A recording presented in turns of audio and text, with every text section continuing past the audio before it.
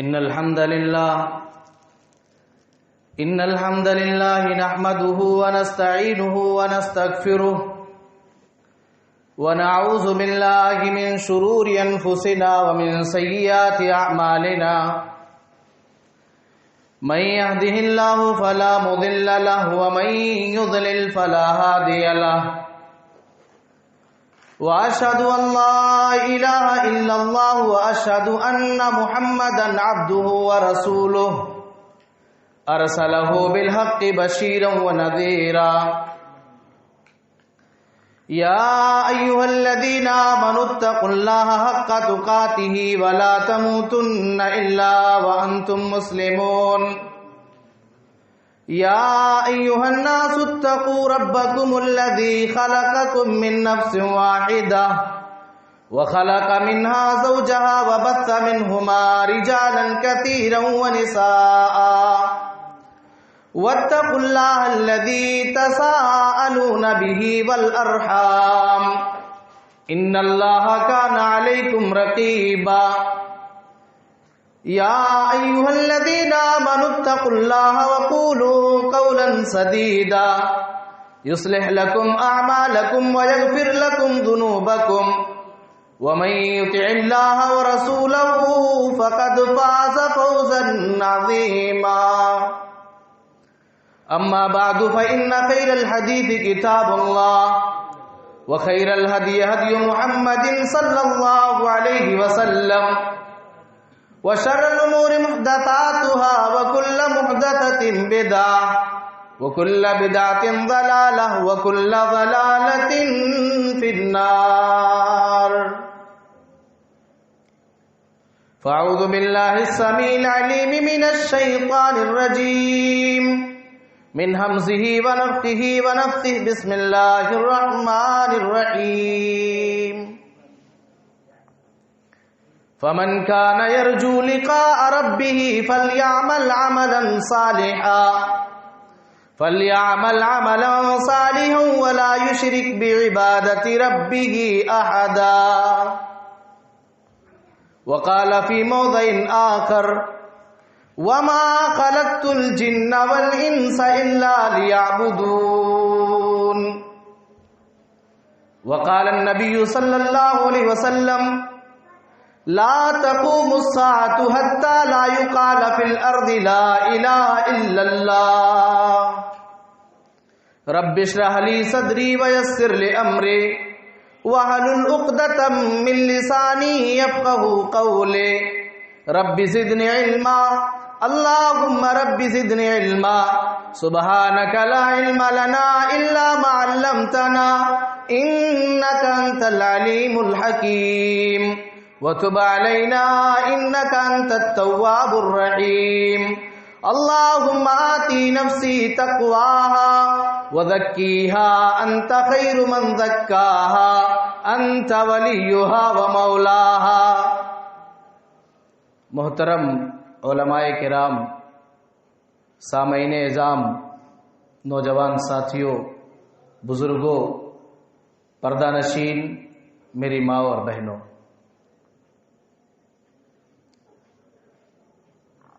ہم سب یہ جانتے ہیں کہ اس کائنات کے اندر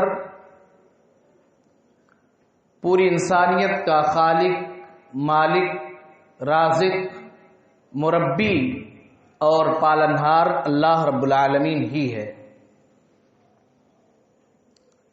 اور ہمیں یہ بھی پتہ ہے، ہم یہ بھی جانتے ہیں کہ اللہ رب العالمین نے اس کائنات کے اندر اپنے بندوں کو پیدا کر کے بے سہارا، بے یار، بے مددگار، یوں ہی بھٹکتا، گمراہی اور ضلالت کے عمیق گڈھے میں بھٹکتا ہوا اللہ تبارک و تعالی نے اپنے بندوں کو نہیں چھوڑا ہے۔ حسب ضرورت اللہ رب العالمین نے اس کائنات کے اندر نبیوں اور رسولوں کے بھیجنے کا سلسلہ شروع کیا۔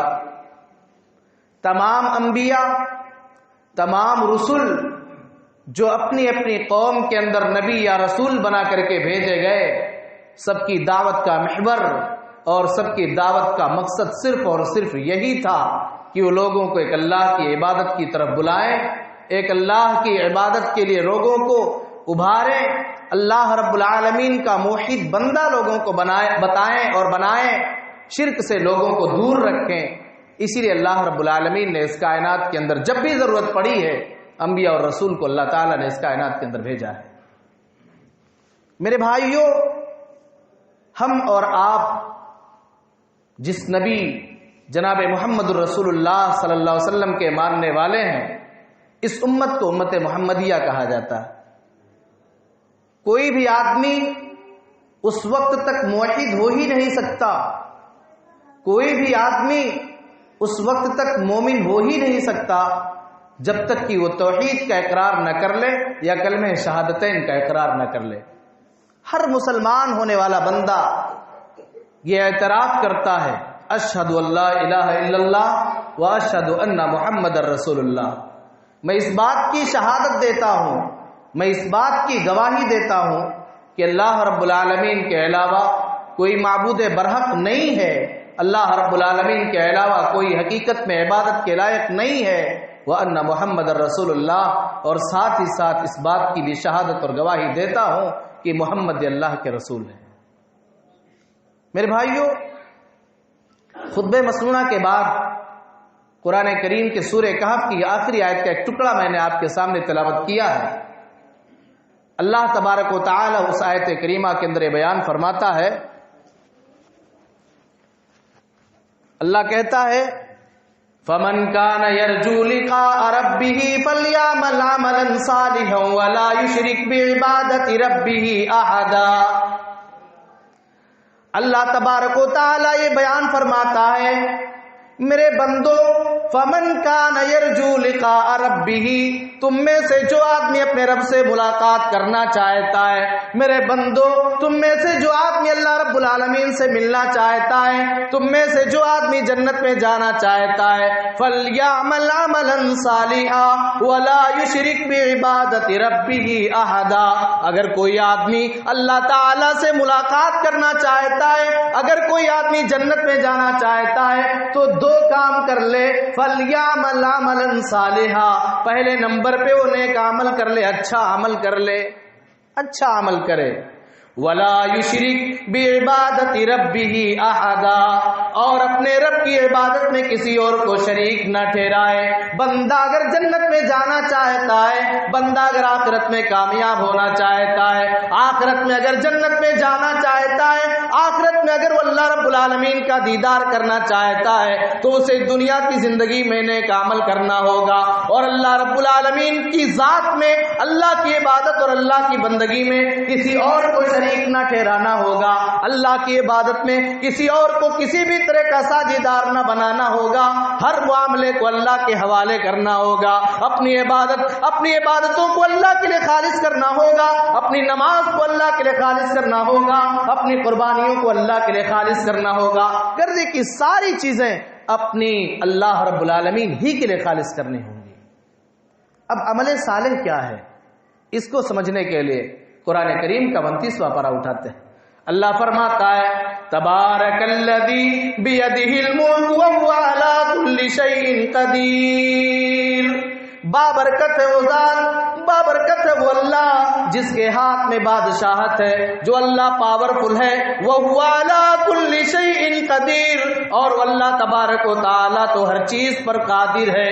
الذی خلق الموت والحیات لیبلوکم ایکم احسن عملا، اللہ تو وہ ہے جس نے موت اور حیات کو، موت اور زندگی کو صرف اور صرف اسی لیے پیدا کیا، لیبلوکم ایکم احسن عملا، تاکہ وہ اللہ تبارک و تعالی تمہارا امتحان لے، وہ اللہ تبارک و تعالی تمہیں آزمائے کہ تم میں عمل کی کسوٹی پر کون شخص کھرا اترتا ہے، کون ایسا بندہ ہے جو دنیا کی زندگی میں آنے کے بعد کھاتا تو اللہ رب العالمین کی روزی ہے، زندگی اللہ تبارک و تعالی کے فضل اور احسان سے گزارتا ہے، مگر کون ایسا بندہ ہے جو دنیا میں جانے کے بعد اپنی تخلیق کے مقصد کو بھول جاتا ہے، یا کون ایسا بندہ ہے جو اپنی تخلیق کے مقصد کو سمجھتے ہوئے اللہ رب العالمین کی عبادت اور اللہ کی بندگی میں اپنی زندگی کو گزار دیتا ہے۔ فضل ابن عیاض کہتے ہیں اس آیت کریمہ کی تفسیر میں، کوئی بھی عمل یا کسی بھی عمل کے اچھا ہونے کے لیے دو چیزیں ضروری ہیں. کسی بھی عمل کے بہتر ہونے کے لیے دو چیزوں کا پایا جانا ضروری ہے. پہلی چیز یہ ہے کہ وہ عمل خالص اللہ رب العالمین کے لیے انجام دی جائے، خالص اللہ کے لیے اس عمل کو انجام دیا جائے.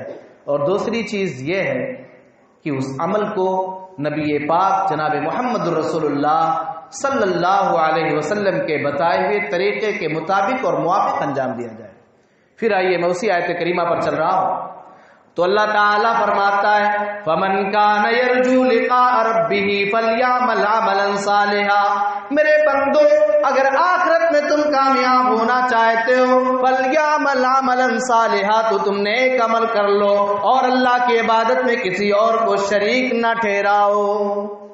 اسی لیے 5 ٹائم کی نماز میں جب بھی ہم اللہ کے دربار میں آتے ہیں، اللہ کے گھر میں آتے ہیں، اللہ کے سامنے حاضر ہوتے ہیں، ہم تکبیر تحریمہ کہتے ہیں، دعائیں ثنا پڑھتے ہیں، اس کے بعد ہم سورۃ قرآن مجید کی سورۃ الفاتحہ کی تلاوت کرتے ہیں. الحمدللہ رب العالمین الرحمن الرحیم مالک یوم الدین ایاک نعبد و ایاک نستعین اہدنا الصراط المستقیم. ہم پوری نماز میں سورہ فاتحہ پڑھتے ہوئے ہم اللہ تبارک و تعالی سے اقرار کرتے ہیں ایاک نعبد و ایاک نستعین، اے اللہ تعالی ہم تیری ہی عبادت کرتے ہیں، اے اللہ تعالی ہم تجھی سے مدد مانگتے ہیں، اے اللہ تبارک و تعالی ہماری ساری عبادتیں، ہماری ساری نمازیں، ہماری قرآن کی تلاوت، ہماری ساری عبادتیں، زندگی کی تمام عبادتیں اللہ تبارک و تعالی تیرے ہی لیے ہیں. وَإِيَّاكَ نَسْتَعِينُ، اور اللہ تعالی اپنے تمام معاملات میں ہم تجھی سے مدد مانگتے ہیں.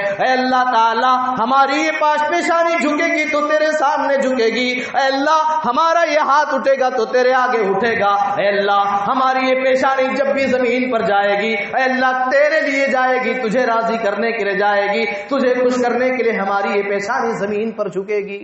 ایاک نعبد و ایاک نستعین. اور میرے بھائیو، جیسا کہ میں نے آپ کو کہا کہ اللہ رب العالمین نے اس کائنات کے اندر تمام نبیوں کو توحید کی دعوت دے کر کے بھیجا. اللہ تعالیٰ قرآن میں فرماتا ہے وَلَقَدْ بَعَثْنَا فِي كُلِّ أُمَّةٍ رَسُولًا أَنِ اعْبُدُوا اللَّهَ وَاجْتَنِبُوا الطَّاغُوتَ. ہر امت کے اندر ہم نے رسولوں کو بھیجا، ہر امت کے اندر ہم نے پیغمبروں کو بھیجا.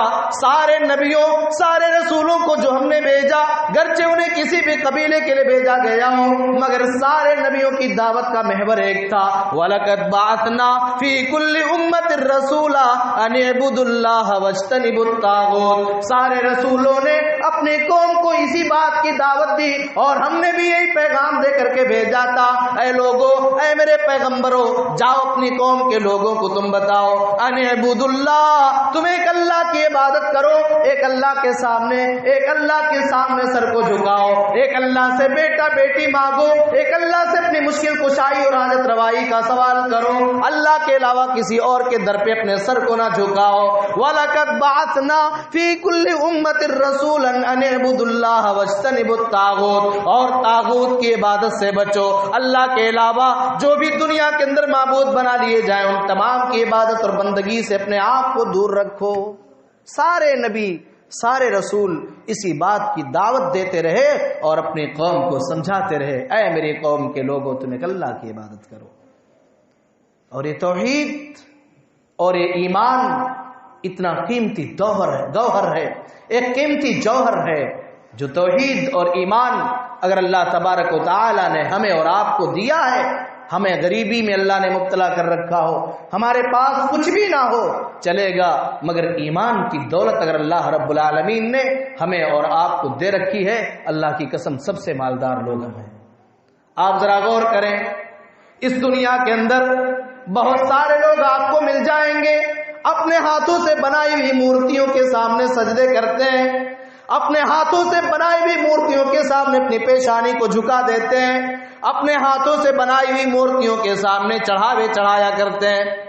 راستے پہ پڑے ہوئے پتھر کو اٹھا کر کے اپنے گھروں میں لاتے اور پھر ان کے سامنے سجدے کیا کرتے ہیں، انہیں عظمت اور تقدس کی نگاہ سے دیکھا کرتے ہیں۔ میرے بھائیو، اللہ تعالیٰ قرآن میں فرماتا ہے ان الذین کفروا وماتوا وهم کفار فلن يقبل من احدهم ملء الارض ذهبا۔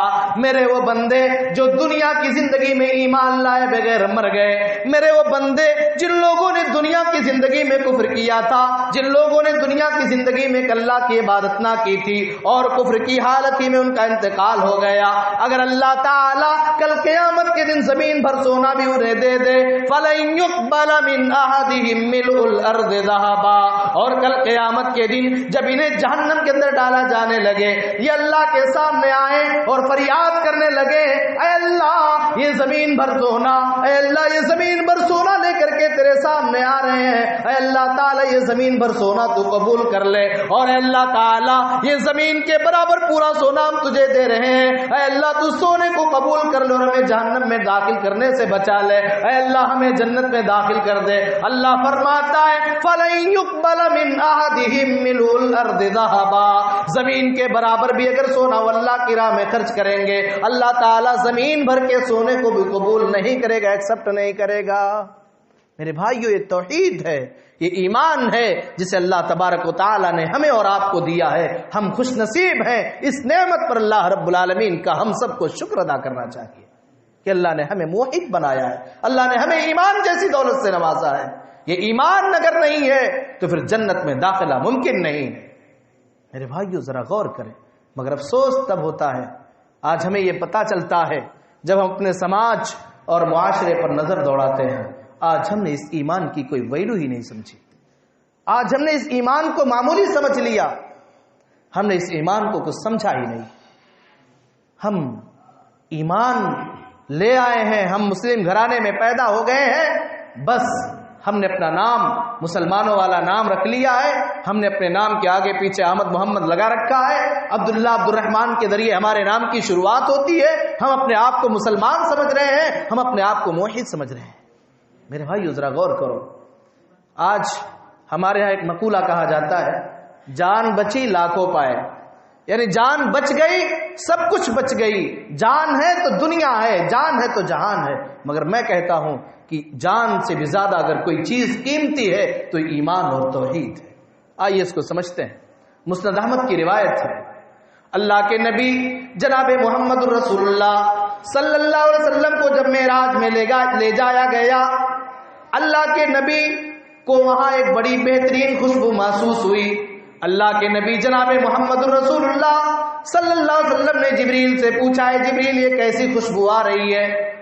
جبریل نے جواب دیا اے اللہ کے نبی یہ فرعون کی نوکرانی جو عورت تھی اس عورت کی خوشبو ہے، اللہ تعالیٰ نے اسے جنت کے اندر داخل کر دیا ہے۔ میری بہنوں ذرا غور سے سننا، آج آپ کے بیٹے کی طبیعت خراب ہو جائے، آج آپ کا بیٹا بیمار ہو جائے، آپ فوراً اپنے بیٹے کے ہاتھ میں تعویذ باندھ دیا کرتی ہیں، آپ اپنے بیٹے کے گلے میں لال پیلے کالے کلر کا دھاگا باندھ دیا کرتی ہیں، کوئی اپنے ہاتھ میں دھاگا پہنے ہوئے ہے تو کوئی گلے میں تعویذ لٹکائے ہوئے ہے، کوئی اپنے ہاتھ میں تعویذ باندھے ہوئے ہے۔ ذرا غور کرو، یہ فرعون کی خادمہ ہے، فرعون کی نوکرانی ہے۔ اللہ کے نبی کے سوال پر جبریل نے بتایا اے اللہ کے نبی یہ خوشبو جو آپ کو جنت میں مل رہی ہے یہ خوشبو فرعون کے گھر میں نوکرانی جو تھی، فرعون کی خادمہ تھی، اس کی خوشبو ہے۔ معاملہ یہ ہے ایک مرتبہ فرعون کی وہ نوکرانی فرعون کی بیٹی کو کنگھی کر رہی تھی، اچانک وہ کنگھی فرعون کی جو بیٹی کی کنگھی کی جا رہی تھی وہ کنگھی اس خادمہ کے ہاتھ سے چھوٹ کر کے زمین پر گر جاتی ہے۔ اس عورت نے، اس نوکرانی نے جب وہ کنگھی زمین پر گری اس نے کہا بسم اللہ، اس عورت نے اللہ تبارک و تعالی کا نام لے لیا۔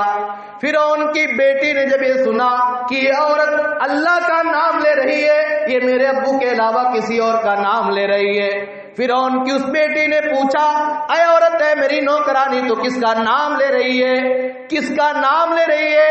کہا اے فرعون کی بیٹی میں اس ذات کا نام لے رہی ہوں جو میرا بھی اللہ ہے اور تیرا بھی اللہ ہے. کہا میں کیا تم میرے ابو کے علاوہ بھی کسی اور کو اللہ مانتی ہو, کسی اور کو بھی رب مانتی ہو؟ جواب دیا فرعون کی خادمہ نے جواب دیا ہاں وہ اللہ ہے, اللہ وہ ذات ہے جو میرا بھی رب ہے اور تیرا بھی رب ہے اور تیرے باپ کا بھی رب ہے. فرعون کی بیٹی نے کہا اے میری نوکرانی, اے خادمہ, میں اپنی اس بات کو اور تیری اس بات کو اپنے ابو سے کہہ دوں گی, میں فرعون سے کہہ دوں گی. اس نوکرانی نے کہا بڑے شوق سے جاؤ اپنے ابو سے بتا دو اور یہ کہہ دو کہ تمہاری نوکرانی تمہارے علاوہ کسی اور کو اپنا رب مان رہی ہے, تمہاری نوکرانی کسی اور کو اپنا رب مان رہی ہے. فرعون کی بیٹی آتی ہے اور اپنے باپ سے بتاتی ہے اے میرے ابو, آپ کے ٹکڑوں پر پلنے والی جو آپ کی خادمہ ہے وہ آپ کے علاوہ کسی اور کو بھی اپنا رب مان رہی ہے.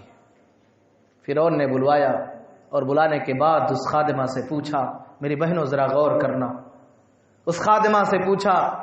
فرعون نے کہا الکی ربن من غیری, اے نوکرانی کیا میرے علاوہ کوئی تیرا اور بھی اللہ ہے؟ کیا میرے علاوہ کسی اور کو بھی تو اپنا رب مانتی ہے؟ کیا میرے علاوہ کسی اور کو بھی تو رب مانتی ہے؟ جواب دیا ربی و ربک اللہ, اے میرے مالک, دنیا کے مالک فرعون, میرا اور آپ کا رب وہ ہے جو آسمان کے اوپر ہے, جو عرش کے اوپر ہے, میرا اور آپ کا رب اللہ ہے, میرا اور آپ کا رب اللہ ہے.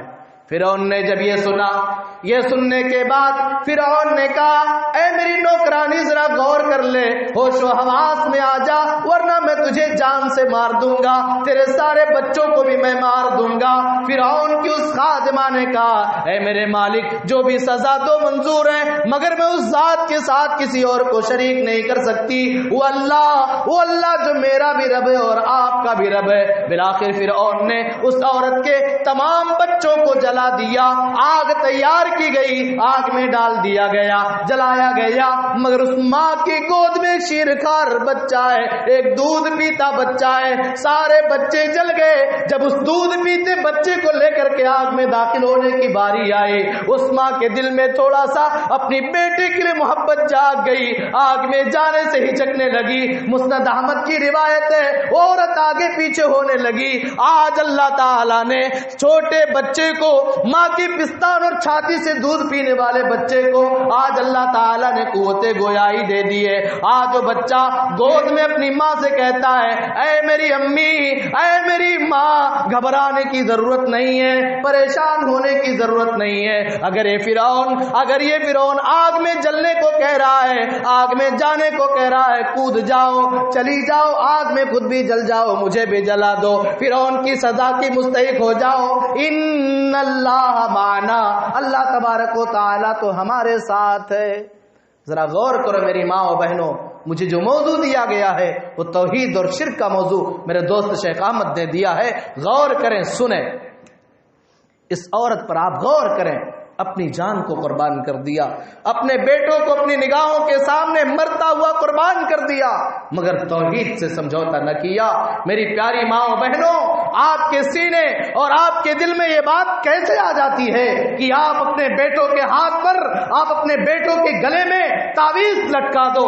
یہ مسلمان جو شہادتین کا اقرار کرنے والا ہے, یہ کیسے گوارا کر لیتا ہے کہ قرآن کریم کو اپنے ہاتھوں میں باندھے, قرآن کریم کو اپنے گلے میں لٹکائے, قرآن کی آیتوں کی تعویذ پہنے اور اسی تعویذ کے ساتھ وہ باتھ روم میں بھی جائے, اسی تعویذ کے ساتھ قرآن کی اس سے زیادہ بے حرمتی, قرآن کی اس سے زیادہ بے عزتی کیا ہو سکتی ہے کہ جن گندے مقامات پر اللہ کا ذکر و اذکار کرنا جائز نہیں ہے, یہ انسان تعویذ اپنے گلے میں لٹکا کر کے اس جگہ پہ جاتا ہے. ایک شوہر اپنی بیوی سے اپنی خواہشات نفسانی کو پورا کرتا ہے. کیا آپ اتنے بے غیرت ہو گئے؟ کیا میری اور آپ کی غیرت کا جنازہ اس قدر نکل گیا کہ قرآن عظیم جیسی مقدس کتاب جس کے بارے میں رب العالمین نے کہا تھا لو انزلنا هذا القرآن على جبل لرأيته خاشعا متصدعا من خشیۃ اللہ, اگر ہم نے اس قرآن کو آسمان کے اوپر نازل کیا ہوتا تو آسمان بھی اس قرآن کے بوجھ کو برداشت نہ کر سکتا.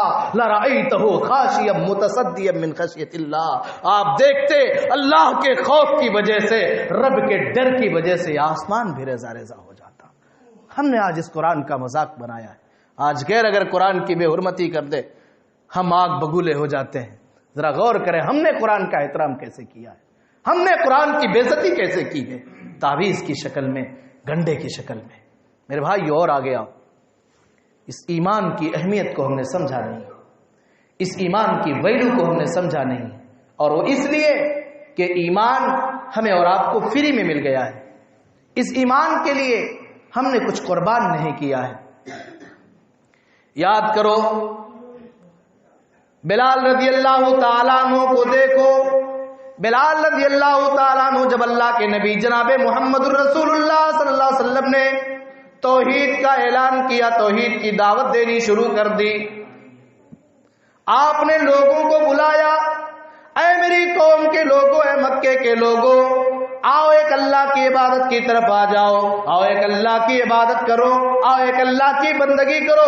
اپنے پرائے ہو گئے، دوست دشمن بن گئے، جو محمد الرسول اللہ صلی اللہ علیہ وسلم کے بارے میں کل تک گواہی دیا کرتے تھے، محمد تو سچے، محمد تو اچھے، محمد کی باتیں بلی ہوا کرتی ہیں، محمد کبھی جھوٹ بولا نہیں کرتا ہے۔ آج جب نبی نے توحید کی دعوت دینی شروع کی ہے، سارے لوگ دشمن بن گئے، اپنے پرائے ہو گئے۔ آج بلال ایمان لائے ہیں، بلال کالے کلوٹے، بلال بہت زیادہ مالدار بھی نہیں ہے، کالے کلوٹے حبشی غلام ہے، نوکریں، معمولی نوکر ہونے کے باوجود ایمان لے آتے ہیں۔ جب ایمان لاتے ہیں ان کا مالک عرب کے تپتے ہوئے ریت پر لٹا دیتا ہے، سینے پر بڑا بھاری پتھر رکھ دیتا ہے، بلال کے سینے کی چربیاں پگھل رہی ہیں۔ بلال کا مالک یہ کہہ رہا ہے، اے بلال ہم تمہیں سزا دینا نہیں چاہتے، اے بلال ہم تمہیں تکلیف میں مبتلا کرنا نہیں چاہتے، اے بلال تم بڑے فرما بردار غلام تھے، اے بلال مجھے تم سے کوئی ذاتی دشمنی نہیں ہے، مگر اے بلال تم نے محمد ابن عبداللہ کے دین کو قبول کر لیا ہے، تم نے محمد الرسول اللہ کو رسول مان لیا ہے، تم خانے کعبہ میں رکھے ہوئے 360 بتوں کو چھوڑ چکے ہو، تم ایک اللہ کی عبادت کرنے کا اعلان کر چکے ہو۔ اے بلال اب بھی موقع ہے، اے بلال آ جاؤ، چھوڑ دو محمد کے دین کو، ٹھکرا دو محمد کے دین کو، دور ہو جاؤ محمد کے دین سے۔ اے بلال آ جاؤ، دور ہو جاؤ محمد کے دین سے، اے بلال چھوڑ دو محمد کے دین کو، ہم تمہیں تکلیف دینے سے رک جائیں گے۔ یہ آفر مل رہا ہے، مگر بلال کی سینے کی چربیاں پگھل رہی ہیں۔ اے بلال آپ کے ایمان پر، آپ کے یقین کو سلام، اے بلال آپ بڑے خوبصورت تو نہیں ہیں، وہ بلال ہمارے نوجوانوں کی طرح فیشن والے نوجوان تو نہیں تھے، مگر ہاں وہ بلال تب بھی ساری تکلیفیں برداشت کرتے گئے اور اپنی زبان سے آدھات کہتے گئے، اے میرے مالک تمہاری یہ تکلیف کیا ہے، اور بھی تکلیفیں تم دے دو۔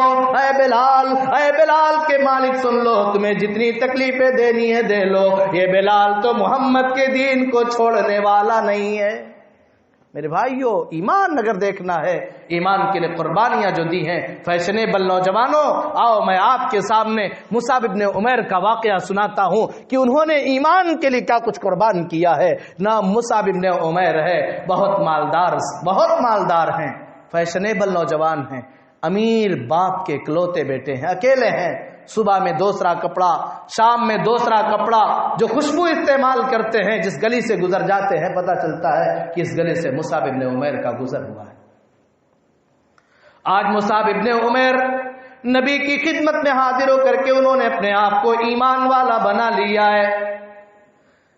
ابھی آزادانہ طور پہ نماز پڑھنے کی اجازت نہیں ملی ہے، اپنے گھر میں چھپ چھپ کر کے نماز پڑھتے ہیں۔ کسی نے دیکھ لیا مصعب تو نماز پڑھ رہا ہے، مصعب کی ماں کو بتا دیا، ارے تمہیں خبر ہے کہ نہیں خبر ہے، تمہارا بیٹا تو مسلمان ہو چکا ہے، تمہارا بیٹا تو نماز پڑھ رہا ہے، تمہارا بیٹا تو محمد کے اوپر ایمان لا چکا ہے۔ ماں نے بلایا، اے میرے بیٹے مصعب میں نے سنا ہے کہ تم نے محمد کو اپنا نبی مان لیا ہے۔ مصعب ابن عمیر نے جواب دیا، ہاں اے میری امی، میں نے نبی کے دین کو قبول کر لیا ہے، میں نے محمد ابن عبداللہ کو محمد الرسول اللہ بھی مان لیا ہے۔ باپ کو پتا چلا باپ نے بھی بلایا، اے مصعب میں نے سنا کہ تم نے محمد کو اپنا رسول مان لیا ہے، محمد کی دعوت کو قبول کر لیا ہے۔ جواب دیا، ہاں میرے ابو، میں نے محمد رسول اللہ کی دعوت کو بھی قبول کر لیا ہے، میں نے تو محمد کو نبی مان لیا ہے، میں نے تو محمد کو رسول مان لیا ہے، میرا معبود ایک ہے، میرا اللہ ایک ہے، میرا مولا ایک ہے۔ مصعب کے باپ نے کہا، اے میرے بیٹے جاؤ، آج سے تمہارے لیے میرے گھر کے دروازے بند ہو گئے۔ مصعب کی ماں نے بھی کہہ دیا، جاؤ آج کے لیے تمہارے لیے میرے گھر کے دروازے آج کے بعد سے بند ہو گئے، اب جب تک تم محمد کے دین پر قائم رہو گے تمہارے لیے ہمارے گھر میں رہنے کی کوئی گنجائش نہیں ہے۔ ذرا غور کرنا، یہ مصعب ابن عمیر ہے، دن میں صبح دوسرا کپڑا پہنتے ہیں، شام کو دوسرا کپڑا پہنتے ہیں، ان کے جوتے دوسرے ملک سے آ رہے ہیں، ان کا کپڑا دوسرے ملک سے آ رہا ہے، مگر وہ مصعب ابن عمیر اپنے گھر کو چھوڑ دیا۔ انہیں یہ بھی پتا ہے اگر میں محمد کے دین پر قائم رہوں گا میری ساری نعمتیں چھین لی جائیں گی، میرا سارا آرام ختم ہو جائے گا، سارا چین و سکون ختم ہو جائے گا۔ یہ سب کچھ جاننے کے باوجود مصعب ابن عمیر نبی کے دین پر قائم رہے۔ چند دنوں کے بعد وہ مصعب ابن عمیر رضی اللہ تعالیٰ عنہ جو فیشنیبل نوجوان تھے آج نبی کے سامنے آ رہے ہیں۔ آج مصعب ابن عمیر کے کپڑے میلے کچیلے ہو چکے ہیں، آج مصعب ابن عمیر کے کپڑے پر کئی پیبند لگے ہوئے ہیں، الگ الگ دھاگوں سے کپڑے کو سلا گیا ہے، جہاں پھٹ گیا تھا وہاں دھاگوں سے سلا گیا ہے، پیبند لگا دیا گیا ہے۔ اللہ کے نبی نے جب دیکھا کہا، ہے میرے صحابہ ذرا میرے مصعب کو دیکھو، مصعب نے اللہ کے لیے اور آخرت میں کامیاب ہونے کے لیے اپنی دنیا کے تمام آرام و رائش آرام کو اور تمام سکون کو چین کو قربان کر دیا ہے۔ وہی مصعب ابن عمیر جو اتنے بڑے گھرانے سے تعلق رکھتے تھے، غزوہ احد کے موقع پر جب ان کی شہادت ہوتی ہے انہیں قبر میں دفنایا جاتا ہے، کفن دینے کے لیے اتنی بڑی چادر نہیں ہے کہ مصعب ابن عمیر کا پورا بدن ڈھانک دیا جائے۔ مصعب ابن عمیر کے سر کو ڈھانکا جاتا ہے تو پیر کھل جاتا ہے، پیر کی طرف اگر چادر کو رکھا جاتا ہے تو سر کھل جاتا ہے، سر کو ڈھانکا گیا اور پیر کو ڈھانکنے کے لیے گھاس رکھ دی جاتی ہے۔ ذرا غور کرو، وہ مالدار آدمی، اکیلے باپ کے اکیلے بیٹے، شہزادے، دنیا کی ساری نعمتوں کو قربان کر دیا ایمان کے لیے، توحید کے لیے۔ ایمان کی ویلو اگر پوچھنا ہے تو ان سے جا کر کے پوچھو، ان کی زندگی کو اپنے سامنے رکھو۔ آج ہم نے ایمان کو بس ایسے آسان سمجھ لیا، کیوں؟ اس لیے کہ ہم نے ایمان کے لیے کوئی قربانی نہیں دی۔ پھر میں اپنی ماں اور بہنوں سے کہنا چاہتا ہوں کہ آپ کا دل یہ کیسے گوارا کر لیتا ہے کہ آپ کا بیٹا جب بیمار ہو آپ کسی کے در پہ چلی جاؤ، آپ کا بیٹا جب بیمار ہو آپ تعویذ اور گنڈے پر بھروسہ کیسے کر لیتی ہو؟ آپ کی ضمیر اور آپ کا ایمان یہ گوارا کیسے کرتا ہے؟ آپ کا تعلق تو ان عورتوں سے ہے جو عورتیں جنتی ہیں، آپ کا تعلق تو حضرت سمیہ جیسی نیک خاتون سے۔ حضرت سمیہ کو دیکھو، حضرت سمیہ کے شوہر یاسر موجود ہے، ان کا بیٹا عمار بھی موجود ہے۔ ابو جہل کہتا ہے، اے سمیہ اگر تم محمد کی دین سے اپنے آپ کو دور نہیں کرو گی، اے سمیہ اگر تم توحید سے اپنے آپ کو دور نہیں کرو گی تو تمہارے بیٹے کے سامنے تمہیں ننگا کر دیا جائے گا، تمہارے بیٹے کے سامنے تمہارے کپڑے کو اتار دیا جائے گا۔ اے سمیہ اگر تم محمد کے دین سے باز نہیں آؤ گی تمہیں موت کے گھاٹ اتار دیا جائے گا۔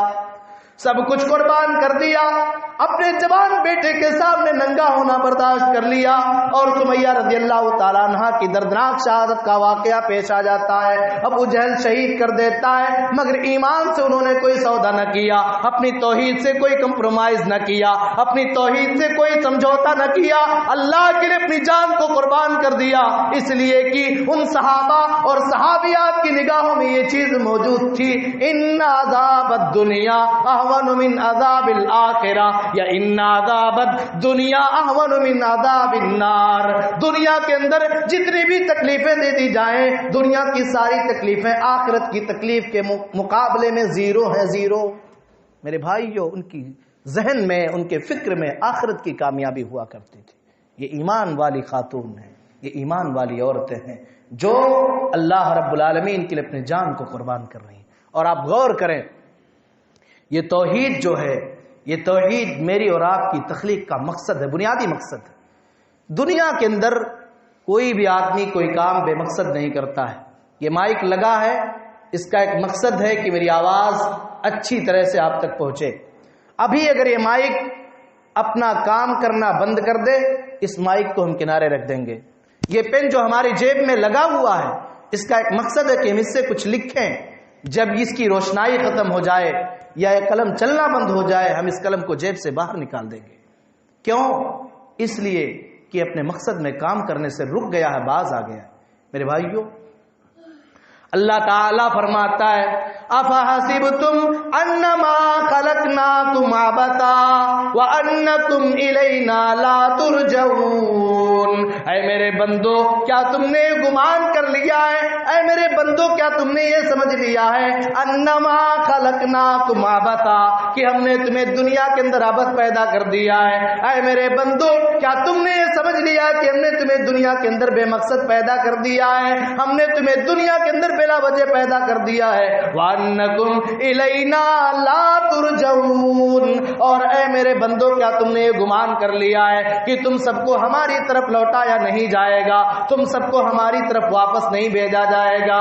أَيَحْسَبُ الْإِنسَانُ أَن يُتْرَكَ سُدًى أَلَمْ يَكُ نُطْفَةً مِّن مَّنِيٍّ يُمْنَىٰ ثُمَّ كَانَ عَلَقَةً فَخَلَقَ فَسَوَّىٰ فَجَعَلَ مِنْهُ الزَّوْجَيْنِ الذَّكَرَ وَالْأُنثَىٰ أَلَيْسَ ذَلِكَ بِقَادِرٍ عَلَىٰ أَن يُحْيِيَ الْمَوْتَىٰ. اللہ تعالیٰ کہتا ہے یہ انسان کیا تو سوچتا ہے, اے انسان کیا تیرے ذہن کے اندر اور تیرے دماغ کے اندر یہ بات آ گئی ہے أَن يُتْرَكَ سُدًى کہ تجھے بیکار چھوڑ دیا جائے گا, تو دنیا کے اندر جائے گا, اپنی زندگی گزار لے گا, تیرے اوپر موت آئے گی, تجھے قبر میں دفن کر دیا جائے گا, تیری ہڈیاں سڑ جائیں گی, کیا تو یہ سوچتا ہے کہ تجھے دوبارہ زندہ نہیں کیا جائے گا؟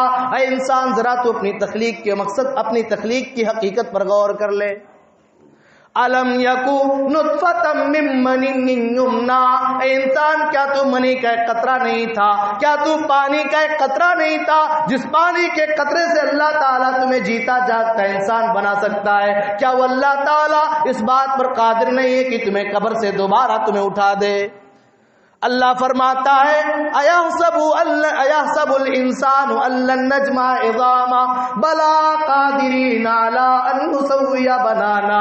کیا انسان یہ سوچتا ہے کہ ہم اس کی ہڈیوں کو اکٹھا نہیں کر پائیں گے؟ ارے ہڈیاں تو چھوڑو, بلا قادرین علی ان نسوی بنانا, ہم انسان کی انگلیوں کے پور کو بھی پیدا کرنے پر قادر ہیں. جو انگلی کا پور دنیا کے اندر تھا, جو فنگر پرنٹ تمہارا دنیا کے اندر تھا, اسی فنگر پر تمہیں کل قیامت کے دن اٹھایا جائے گا, میدان محشر میں اللہ کے سامنے تمہیں اسی شکل و صورت میں حاضر کیا جائے گا. تو جب اللہ تعالیٰ نے ہمیں اور آپ کو بے مقصد نہیں پیدا کیا, بیکار پیدا نہیں کیا, تو مقصد کیا ہے؟ مقصد اللہ تعالیٰ بیان فرماتا ہے وَمَا خَلَقْتُ الْجِنَّ وَالْإِنسَ إِلَّا لِيَعْبُدُونَ. میں نے جنات کو اور میں نے انسانوں کو صرف اور صرف اپنی عبادت کے لیے پیدا کیا ہے. اے میرے بندو میں نے تمہیں اپنی توحید کے لیے پیدا کیا ہے. اے میرے بندو میں نے تمہیں اپنی بندگی کے لیے, اپنی عبادت کے لیے پیدا کیا ہے, اپنی توحید کے لیے. اللہ تبارک و تعالی نے ہمیں اور آپ کو اس کائنات کے اندر توحید کے لیے پیدا کیا ہے. توحید ہونی چاہیے. ہم اہل حدیث ہیں, ہم دعویٰ کرتے ہیں ہم اہل حدیث ہیں, مگر ہم میں سے بہت سارے ایسے مل جائیں گے جنہیں توحید کی تعریف معلوم نہیں ہوگی. بہت سارے ایسے افراد مل جائیں گے جنہیں توحید کی قسمیں معلوم نہیں ہوں گی. یہ بیسک چیز ہے, بنیادی چیز ہے. ہر اہل حدیث کو کم از کم توحید کی قسموں کا جاننا, توحید کی قسموں کا علم رکھنا ضروری ہے. توحید کیا ہے؟ آؤ دیکھو, اللہ کے نبی جناب محمد الرسول اللہ صلی اللہ علیہ وسلم نے چھوٹے چھوٹے بچوں کو توحید کیسے سکھائی. ہر باپ کو چاہیے کہ اپنے بیٹوں کو توحید کی دعوت دے, اپنے بیٹوں کو توحید کے بارے میں بتائے, توحید کے بارے میں سکھائے. ذرا دیکھو اللہ کے نبی صلی اللہ علیہ وسلم کہیں جا رہے ہیں, آپ کے پیچھے آپ کے چچا زاد بھائی ابن عباس بیٹھے ہوئے ہیں. اللہ کے نبی کہتے ہیں یا غلام. ابھی عبداللہ ابن عباس کی عمر کوئی 10-12 سال کی ہوئی ہے. ہمارے یہاں 10-12 سال کا بچہ گلیوں میں کھیلتا رہتا ہے, 10-12 سال کا بچہ شرارت کرتا ہے, 10-12 سال کا بچے کا باپ کہتا ہے چلو میرا بچہ بھی چھوٹا ہے, میرے بچے کی عمر بھی کھیلنے کی ہے, میرے بچے کی عمر بھی بہت زیادہ کہاں ہوئی ہے. میرے بھائیوں ذرا دیکھو, یہاں اللہ کے نبی جناب محمد رسول اللہ سمجھاتے ہیں اور کہتے ہیں یا غلام, اے چھوٹے بچے بچے، اے ابن عباس، اے میرے چچا زاد بھائی، اذا سألت فاسأل اللہ، جب بھی تمہیں کچھ مانگنا ہو تو تم اللہ تعالی سے مانگو.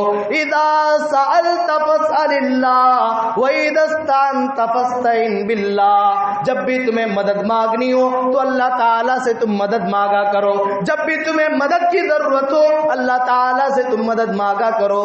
اذا سألت فاسأل اللہ واذا استعنت فاستعن باللہ، جب بھی تمہیں مدد مانگنی ہو تو اللہ رب العالمین سے مانگو. اور آگے فرمایا، اے میرے بھائی ذرا سن لے، پوری دنیا کی طاقت مل کر کے اگر تمہیں فائدہ پہنچانا چاہے اور اللہ رب العالمین نے تمہاری قسمت اور تمہاری تقدیر میں اگر نقصان لکھ رکھا ہے، دنیا کی کوئی طاقت تمہیں فائدہ نہیں پہنچا سکتی ہے. اور اگر اللہ رب العالمین نے تمہاری قسمت میں نفع لکھا ہے، نقصان نہیں لکھا ہے، اور دنیا یہ چاہے کہ تمہیں نقصان پہنچا دے، تو دنیا کی کوئی طاقت تمہیں اللہ کی مرضی کے بغیر نقصان نہیں پہنچا سکتی. یہ توحید ہے. آپ دیکھیں اللہ تعالیٰ قرآن میں فرماتا ہے، ام کنتم شہداء اذ حضر یعقوب الموت اذ قال لبنیہ ما تعبدون من بعدی قالوا نعبد الہک و الہ آبائک ابراہیم و اسماعیل و اسحاق و یعقوب. ام کنتم شہداء اذ حضر یعقوب الموت، اللہ کہتا ہے کیا تم لوگ اس بات پر گواہ ہو جب یعقوب کے اوپر موت کا وقت آیا، جب یعقوب کے اوپر موت کا ٹائم آیا، جب یعقوب کو لگ گیا کہ اب ان کی روح نکل جائے گی، وہ اس دنیا سے ختم ہونے والے ہیں. اذ کنتم شہداء اذ حضر یعقوب الموت اذ قال لبنیہ ما تعبدون من بعدی، جب انہوں نے اپنے بیٹوں سے کہا، اے میرے بیٹو میرے مرنے کے بعد تم کس کی عبادت کرو گے، اے میرے بیٹو میرے مرنے کے بعد تم کس کی بندگی کرو گے. یہاں آپ غور کریں، یعقوب اس دنیا سے جانے والے ہیں، اپنے بیٹوں کے لیے فکر مند ہیں، اپنے بیٹوں سے توحید لینا چاہتے ہیں اور توحید کا پیغام دینا چاہتے ہیں کہ میرے بیٹو تم عبادت کرنا تو اللہ کی کرنا، جس طریقے سے میری زندگی میں تم توحید پر قائم تھے اسی طرح سے میرے مرنے کے بعد بھی تم توحید پر قائم و دائم رہنا.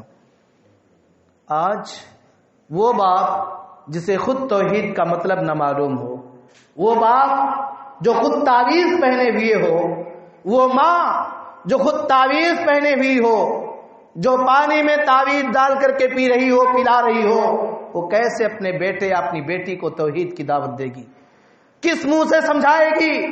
اتأمرون الناس بالبر وتنسون انفسکم وانتم تتلون الکتاب. اے لوگوں کیا تم لوگوں کو بھلائی کا حکم دیتے ہو، وتنسون انفسکم، اور اپنے آپ کو تم بھلا دیتے ہو. اپنی فکر کرو. تو میں عرض یہ کر رہا تھا، ام کنتم شہداء اذ حضر یعقوب الموت اذ قال لبنیہ ما تعبدون من بعدی، جب انہوں نے اپنی اولاد سے کہا میرے بیٹو میرے مرنے کے بعد تم کس کی عبادت کرو گے، بیٹوں نے جواب دیا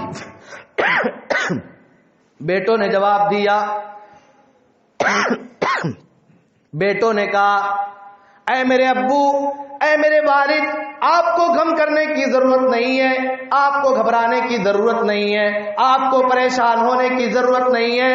اے میرے ابو، ہم تو آپ کے معبود کی، اپنے معبود کی، آپ ابراہیم اسماعیل اسحاق سب کے معبود اللہ رب العالمین کی عبادت کریں گے.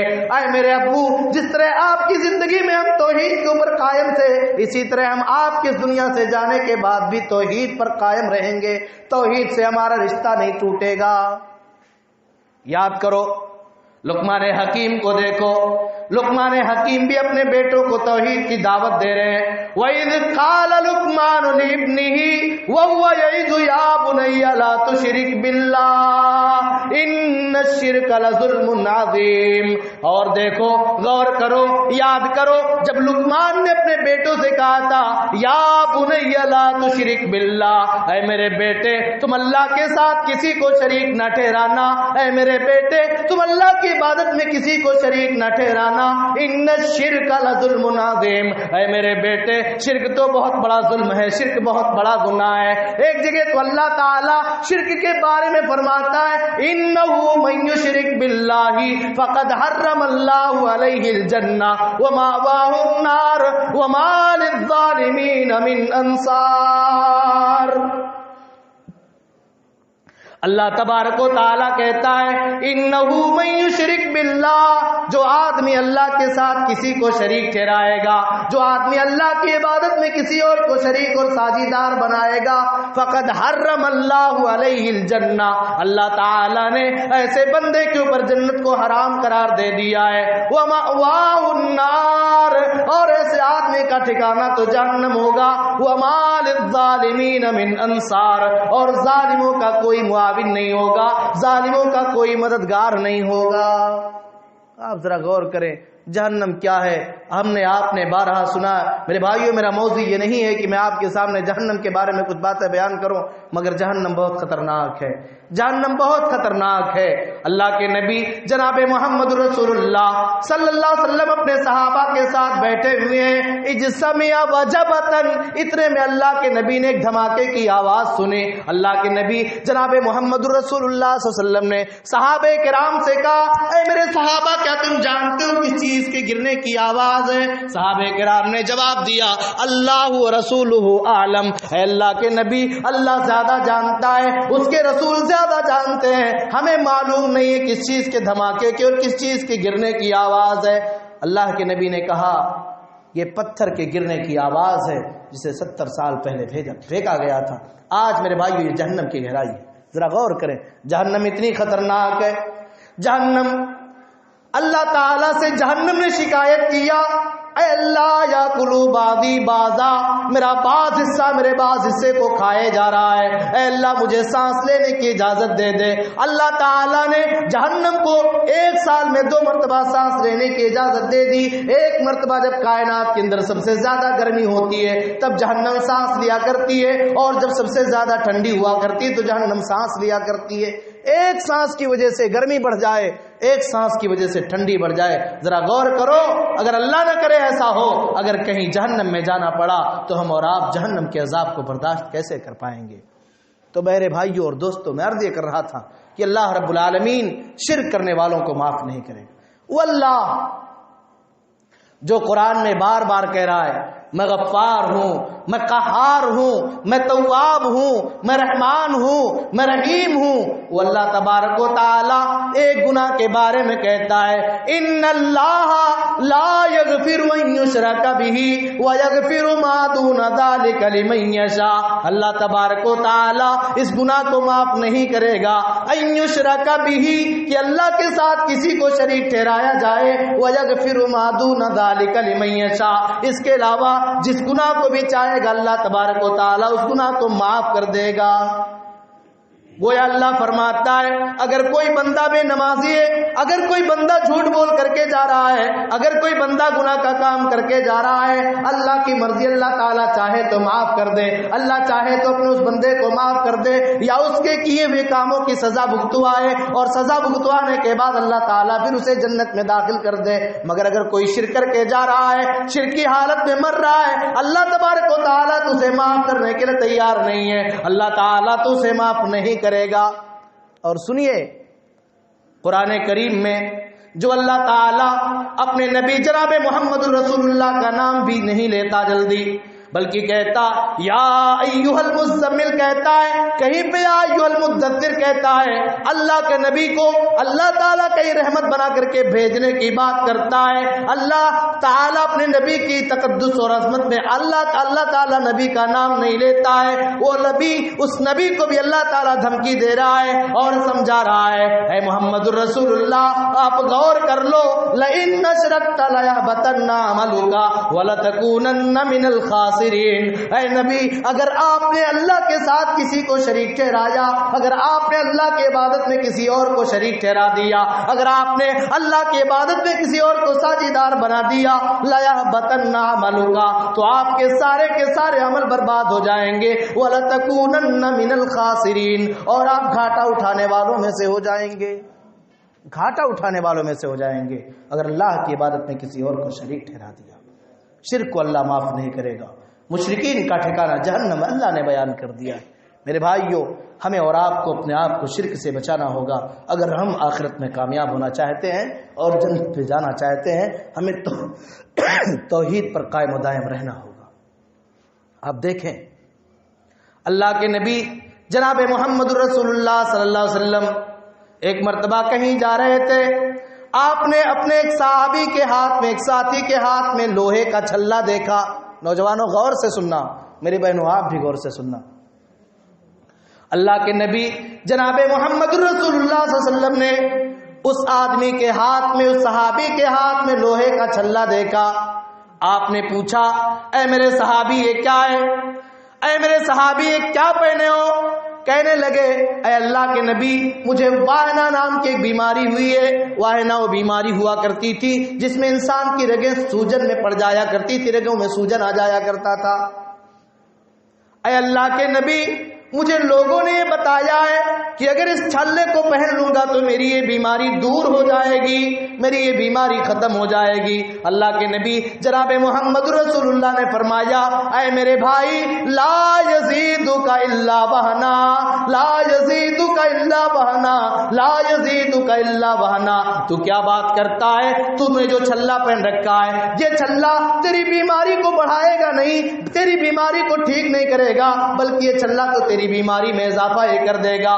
اور مبادا کہیں ایسا ہو جائے اللہ تعالیٰ تیری اس بیماری کو دور بھی کر دے لیکن تیرا ایمان اس چھلے کے اوپر ہو جائے گا، تیرا ایمان اللہ کی ذات سے ہٹ جائے گا تو اللہ تعالیٰ کے اوپر سے اپنے توکل اور بھروسے کو ختم کر دے گا۔ نکالو اور سن لو، فَإِن مُتَّ عَلَىٰ هَٰذَا، اگر اسی حالت میں تمہارا انتقال ہو جائے، اگر اسی حالت میں تمہاری روح نکل جائے تو تم غیر شریعت پر مرو گے، تم توحید کے خلاف مرو گے، تم شرک پر مرو گے۔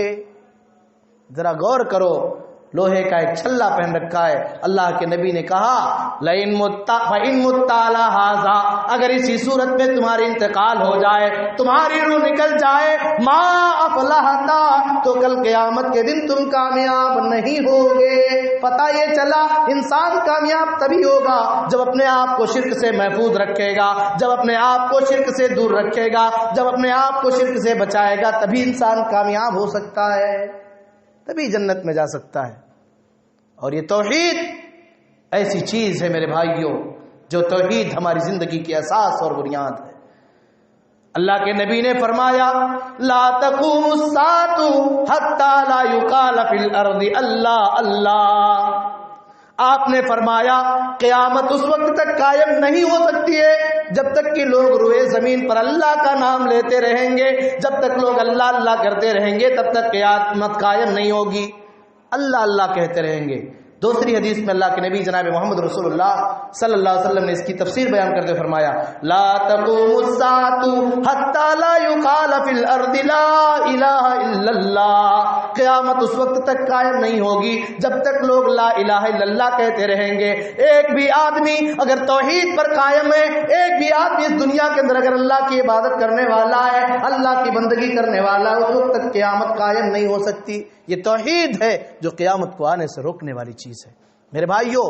اسی لیے اللہ کے نبی جناب محمد رسول اللہ صلی اللہ علیہ وسلم نے فرمایا لکنوا موتاکم بلا الہ الا اللہ۔ او لوگو، تمہارا آدمی، تمہارے پیچھے کا آدمی، تمہارا باپ ہو، تمہارا بھائی ہو، تمہاری ماں ہو، تمہاری بیوی ہو، کوئی بھی آدمی ہو، کوئی بھی مرد ہو یا کوئی بھی عورت ہو جس دنیا سے جانے والی ہو، لکنوا موتاکم بلا الہ الا اللہ۔ تم اپنے مرنے والوں کو لا الہ الا اللہ کی تلقین کیا کرو، لا الہ الا اللہ بتایا کرو، لا الہ الا اللہ کہا کرو، اس لیے کہ فمن قال لا الہ الا اللہ دخل الجنہ۔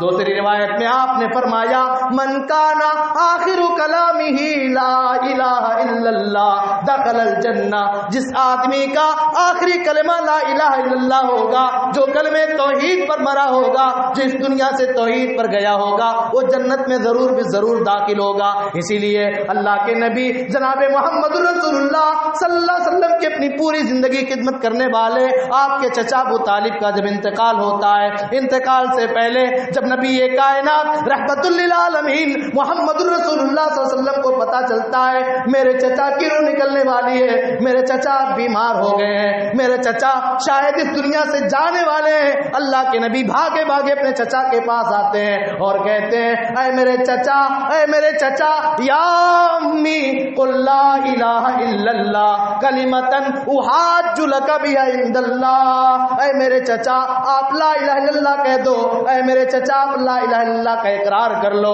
اے میرے چچا آپ توحید کا اقرار کر لو، اے میرے چچا آپ کلمہ توحید پر ایمان لے آؤ، اے میرے چچا اگر آپ مومن بن جاؤ گے، اگر آپ توحید پر یقین کر لو گے، ایسا کلمہ ہوگا میں کل قیامت کے دن اللہ کے ہاں گواہی دے لوں گا، اور قیامت کے دن اللہ تبارک و تعالیٰ کیا میں کہوں گا اے اللہ تو نے وعدہ کیا تھا اگر کوئی بندہ ایمان کی حالت میں مرے گا میں اسے جہنم میں داخل کرنے کے بجائے میں اسے جنت میں ضرور داخل کروں گا، اے اللہ یہ میرے چچا تھے جنہوں نے توحید کا اقرار کیا تھا، اللہ مجھے میرے چچا کو جنت میں ڈال دے، لیکن قسمت میں لکھا نہیں تھا، اس لیے اللہ کے دشمن، اسلام کے دشمن جو ابو طالب کے پاس موجود تھے انہوں نے عار دلایا اور کہا کیا تم اپنے باپ عبد المطلب کے دین سے پھر جاؤ گے؟ لاسٹ میں ابو طالب نے کہا میں اپنے باپ عبد المطلب کے دین پر اس دنیا سے جا رہا ہوں۔ میرے بھائیو غور کرو توحید کیا ہے، توحید کیا ہے آپ اندازہ لگاؤ۔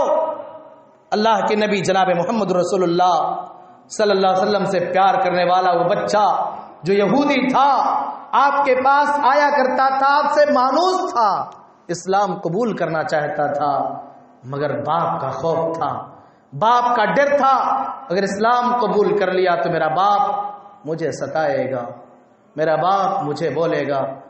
جب وہ بچہ بیمار ہو جاتا ہے، جب وہ بچہ بیمار ہوتا ہے، اللہ کے نبی اس بچے کو دیکھنے کے لیے اس بچے کی عیادت کے لیے جاتے ہیں۔ اللہ کے نبی نے دیکھا یہ بچہ اپنی آخری سانسیں لے رہا ہے، موت اور زندگی کی لڑائی لڑ رہا ہے۔ اللہ کے نبی نے اس بچے کے سامنے توحید کی دعوت کو پیش کر دیا، اے بچے تم لا الہ الا اللہ کہہ دو تاکہ کامیاب ہو جاؤ گے۔ بچے نے اپنی نگاہ اپنے باپ کی طرف دوڑائی، باپ کی طرف سے اشارہ ملتا ہے اے میرے بیٹے آج تو آزاد ہے، اے میرے بیٹے آخری وقت میں تجھے کچھ کہنا نہیں چاہتا، اے میرے بیٹے تیرا دل جو چاہتا وہ کر لے، اے میرے بیٹے اگر تو ایمان لانا چاہتا ہے، اگر تو محمد کے دین کو قبول کرنا چاہتا ہے تو محمد کے دین کو تو قبول کر لے۔ بیٹے نے کلمہ پڑھ لیا، اشہد اللہ الہ الا اللہ وان محمد رسول اللہ، میں اس بات کی شہادت دیتا ہوں کہ اللہ کے علاوہ کوئی معبود نہیں ہے اور محمد اللہ کے رسول ہیں۔ تھوڑی دیر میں اس بچے کی روح نکل جاتی ہے، جیسے اس بچے کا انتقال ہوتا ہے اللہ کے نبی فرماتے ہیں الحمدللہ الذی انقذہ من النار، ساری تعریف اس اللہ کے لیے، ساری خوبی اس اللہ کے لیے، ساری بڑائی اس اللہ کے لیے جس نے اس بچے کو جہنم کے آگ سے بچا لیا، جس نے اس بچے کو توحید والا بنا دیا، جس نے اس بچے کو ایمان والا بنا دیا، اور ایمان لانے کی وجہ سے یہ بچہ جنت میں داخل ہو جائے گا۔ یہ توحید ہے، توحید کے دامن کو کبھی نہ چھوڑنا۔ آج بہت سارے لوگ غیروں سے مدد مانگتے ہیں، کسی کے قبر پہ چلے جاتے ہیں، بیچارہ جو مر گیا ہے وہ کیا کرے گا؟ جو مر گیا، جو ہمارے اور آپ کی طرح اس دنیا کے اندر انسان تھا، اپنے قبر میں پڑا ہوا ہے۔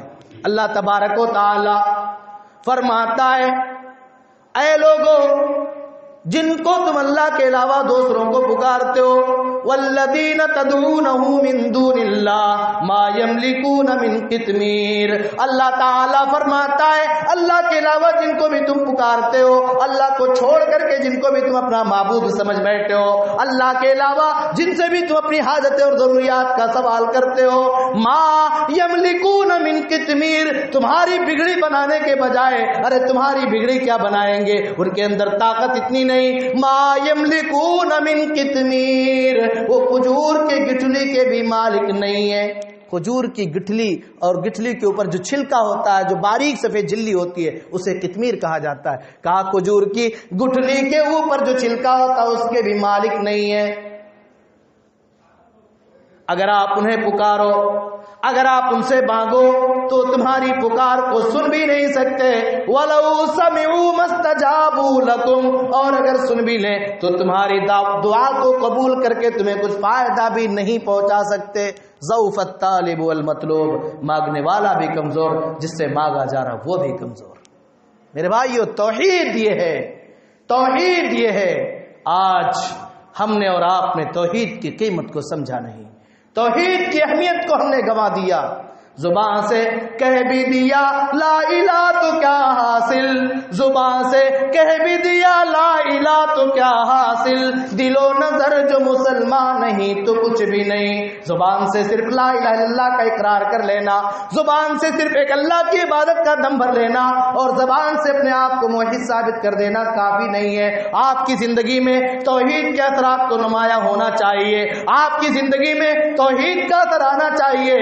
آپ کو جب بھی کوئی خوشی ہو اللہ کی طرف سے آتی ہے، جب بھی کوئی پریشانی ہو، جب بھی کوئی تکلیف ہو، آپ کو تقدیر پر بھروسہ کرتے ہوئے اللہ سے دعا کرنی ہے، اللہ سے فریاد کرنی ہے. آپ ذرا غور کرو، آپ دیکھو، اگر بندہ توحید والا ہوتا ہے، اگر توحید والا بندہ ہے، توحید جس کے اندر آ جاتا ہے، جس کے اندر توحید آ جائے، وہ بندہ دنیا اور دنیا کے لوگوں سے ڈرنا چھوڑ دیتا ہے. غور کرو، ابراہیم علیہ السلام کی زندگی کو آپ دیکھ لو. اللہ کی توحید ہے، اللہ کے اوپر ایمان ہے. ان کے معبودوں کو توڑ دیا، توڑنے کے بعد جب لوگوں نے پتہ لگایا میرے معبودوں کو ابراہیم نے ہی توڑا ہے، سزا دینے کی بات طے کر لی گئی اور یہ پلاننگ بنا لی گئی. ابراہیم کو جو سزا دینی ہے وہ سزا یہی ہوگی، ابراہیم کو آگ میں ڈال کر کے جلا دیا جائے گا. اپنے دل میں خوف کیے بغیر صرف اتنا کہتے ہیں حسبنا اللہ ونعم الوکیل ونعم المولا ونعم النصیر، میرے لیے اللہ تبارک و تعالی ہی کافی ہے. آگ میں کود جاتے ہیں. جب ابراہیم علیہ السلام نے ایسے موقع پر اپنے ایمان کو کا ثبوت دیتے ہوئے، اپنے ایمان کو ثابت کرتے ہوئے، اپنے توحید کو ثابت کرتے ہوئے اپنے پورے معاملے کو اللہ کے حوالے کر دیا. اللہ تعالیٰ نے کسی فرشتے کو حکم نہ دیا، اللہ نے کسی پیغمبر کے پاس یا اللہ تعالیٰ نے کسی فرشتے کو کسی کے پاس نہیں بھیجا، بلکہ ڈائریکٹ اللہ تعالیٰ نے آگ کو حکم دیا یا نار کونی بردا وسلاما علی ابراہیم، اے آگ تو میرے بندے ابراہیم کے اوپر ٹھنڈی ہو جا، سلامتی والی ہو جا. توحید اگر ہے، اگر اللہ پر ایمان ہے تو بندہ دنیا کے لوگوں سے ڈرتا نہیں ہے، نڈر ہو جاتا ہے. آپ غور کریں، ابھی جو مجھے موضوع دیا گیا تھا توحید، شرک، پردہ، شاید 1 گھنٹے کا وقت گزر چکا ہے. میں اپنی باتیں مختصر کر کے پردے پر کچھ باتیں بیان کر کے آپ سامنے سے جدا ہوں گا. آپ دیکھیں فرعون اور موسیٰ کا معاملہ. اللہ تبارک و تعالی نے موسیٰ علیہ السلام کو فرعون کے درمیان پیغمبر بنا کر کے بھیجا. فرعون اور موسیٰ کے درمیان بہت کچھ ہوا. آخر میں موسیٰ علیہ السلام اور موسیٰ کے ماننے والے بھاگ رہے ہیں. فرعون اور اس کے ماننے والے موسیٰ علیہ السلام اور ان کے متبعین کا پیچھا کر رہے ہیں. جب دریا کو سامنے موسیٰ علیہ السلام کے ماننے والوں نے دیکھا، کہا اے موسیٰ تم تو کہتے تھے اللہ تعالی ہماری حفاظت کرے گا، اے موسیٰ اب دریا ہے، دریا کو کراس کیسے کریں گے؟ پیچھے فرعون کے ماننے والے، فرعون کی لشکر پیچھے آ رہی ہے، فرعون کی لشکر پیچھے آ رہی ہے، ہم کیسے کراس کریں گے اور کیسے بچ جائیں گے؟ موسیٰ علیہ السلام نے توحید اور اللہ کی ذات پر اپنے ایمان کو دکھاتے ہوئے کہا لا تحزن ان اللہ معنا، اے میرے ماننے والوں تم غم نہ کرو، ان اللہ معنا، یقیناً اللہ تبارک و تعالیٰ تو ہمارے ساتھ ہے. اللہ کے اوپر بھروسہ کیا. اللہ نے موسیٰ کو حکم دیا اے موسیٰ اپنی لاٹھی کو تم سمندر کے اندر مار دو. موسیٰ نے اپنی لاٹھی کو سمندر کے اندر مار دیا. پانی دونوں طرف رک گئے، بیچ میں راستہ بن گیا. موسیٰ اور موسیٰ کے ماننے والے نکل گئے اور فرعون کے ماننے والے جب اس بیچ میں آتے ہیں ان کو یہ لگتا ہے ہم نے تو پیچھا کر لیا ہے، ہم تو موسیٰ اور تو موسیٰ کے ماننے والوں کو پکڑ لیں گے، مگر پانی میں جب آ جاتے ہیں پانی کی موجیں مل جاتی ہیں، فرعون ڈوب جاتا ہے، فرعون کے ماننے والے ڈوب جاتے ہیں۔ ذرا غور کرو، ہجرت کا موقع اللہ کے نبی جناب محمد رسول اللہ ہیں، غار طور کے اندر موجود ہیں، آپ کے یار غار حضرت ابوبکر صدیق رضی اللہ تعالیٰ عنہ بھی موجود ہیں۔ ایک موقع ایسا بھی آیا، غار کے اندر چھپے ہوئے ہیں، غار کے اندر ہیں، دشمن سامنے آ گئے۔ ابو بکر نے اللہ کے نبی سے کہا، اے اللہ کے نبی، لو نظر احدهم الى تحت قدميه لابصرنا، اے اللہ کے نبی اگر ان میں سے کسی نے اپنے پیر کے نیچے دیکھ لیا تو ہم پکڑ لیے جائیں گے، ہم دیکھ لیے جائیں گے۔ اللہ کے نبی نے کہا، اے ابو بکر گھبراؤ نہیں، لا تحزن ولا تخف ان اللہ معنا، تم ڈرو نہیں، تم گھبراؤ نہیں، اللہ تبارک و تعالی تو ہمارے ساتھ ہے۔ تو ایمان اگر ہے، توحید اگر ہے، تو بندہ دنیا کے لوگوں سے ڈرتا نہیں ہے، اس کی نظر صرف اور صرف آخرت پر ہوتی ہے۔ اسی لیے آپ صحابہ کی زندگی اٹھا کر کے دیکھ لیں، صحابہ نے توحید کے لیے، اپنے ایمان کو بچانے کے لیے اپنی زندگی کو قربان کر دیا، اپنے بال بچوں کی پرواہ نہ کی، اپنی بیوی کی پرواہ نہ کی، اور اللہ کی راہ میں نکل گئے، جہاد کرتے کرتے، لڑائی کرتے کرتے، اللہ کے دشمنوں سے مقابلہ کرتے کرتے جام شہادت کو نوش کر لیا۔ اب آئیے میری پیاری ماں و بہنوں، آپ آج کچھ زیادہ ہی دین سے دور ہو رہی ہو۔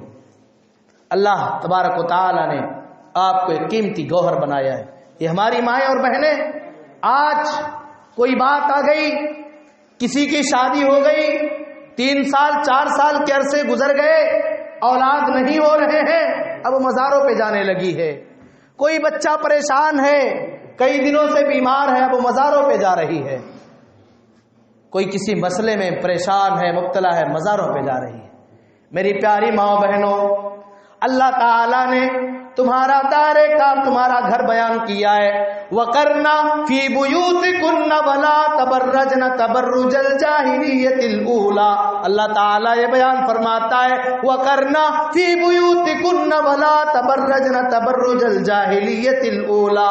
اے مومنہ عورتوں، اے مسلمان عورتوں، اے اللہ کے اوپر ایمان لانے والی عورتوں، تم اپنے گھروں کے اندر ٹھہری رہو، اپنے گھروں کے اندر رکی رہو۔ وَلَا تَبَرَّجْنَ تَبَرُّجَ الْجَاهِلِيَّةِ الْأُولَى، اور زمانے جاہلیت کی عورتوں کی طرح بن سور کر کے تم اپنے گھروں سے نہ نکلا کرو۔ سورہ احزاب اٹھائیں، اللہ تبارک و تعالی اس میں مومن کامیاب عورتوں کے بارے میں اللہ فرماتا ہے۔ اللہ تعالیٰ نے ڈائریکٹ نبی صلی اللہ علیہ وسلم کی بیویوں سے خطاب کیا، وہ ہم سب کی ماں ہیں، امہات المؤمنین سے خطاب کیا۔ کیا کہا؟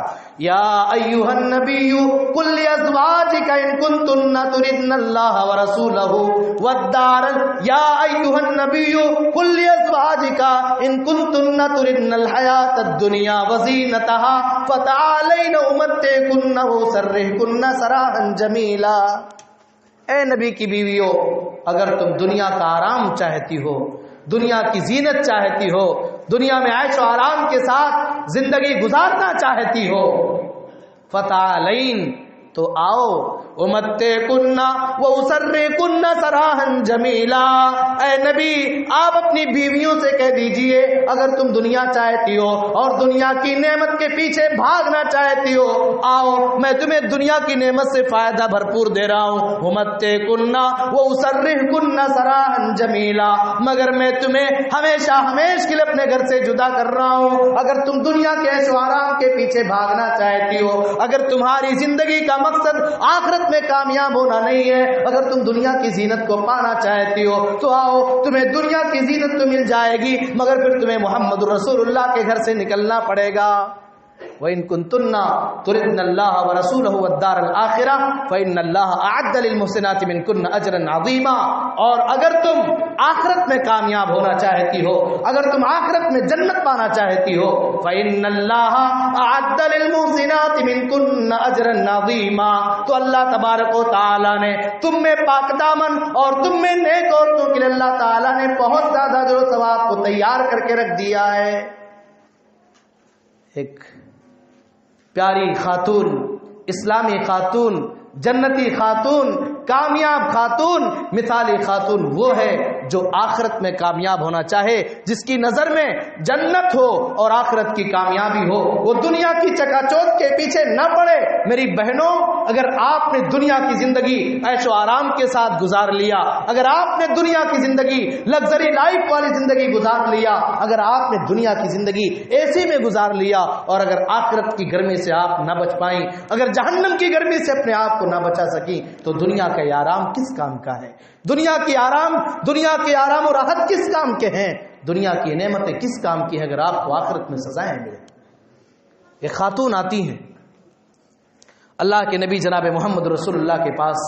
غور کرنا میری بہنوں، آج ہماری مسلمان بہنوں کا معاملہ یہ ہے کہ آج مغربی تہذیب کا اثر اتنا ہوا کہ ان لوگوں نے نبی صلی اللہ علیہ وسلم کی پیاری بیویاں، ہم سب کی مائیں، ہم سب کی ماؤں کی سیرت کو چھوڑ دیا۔ آج ہماری ماں اور بہنوں نے صحابیات کی سیرت کو چھوڑ دیا۔ آج ہماری ماں اور بہنوں نے اپنے آپ کو دنیا اور دنیا کے فیشن کے مطابق ڈھال لیا۔ آج ہماری ماں اور بہنوں نے اپنے لیے ان کپڑوں کو پسند کیا جو کپڑے غیروں کے تھے، جو کپڑے کبھی مسلمان بہنیں، کبھی مسلمان عورتیں اپنے لیے جن کپڑوں کا پہننا یا جن کپڑوں کا اپنے بدن پر ڈالنا ناگوار سمجھا کرتی تھیں، آج کی اسلامی ماں، آج کی اسلامی بہن ایسا ہی کپڑا پہنتی ہے اور بازار کی زینت بنتی ہے، شادیوں میں جاتی ہے، فل میک اپ کے ساتھ جایا کرتی ہے۔ میری پیاری بہنوں، آؤ میں آپ کے سامنے صحیح بخاری کے حوالے سے ایک کالی کلوٹی عورت کا واقعہ سناتا ہوں، جو عورت ہے تو کالی کلوٹی، شکل و صورت کے اعتبار سے بڑی اچھی نہیں ہے، لیکن وہ آخرت میں کامیاب ہونا چاہتی ہے۔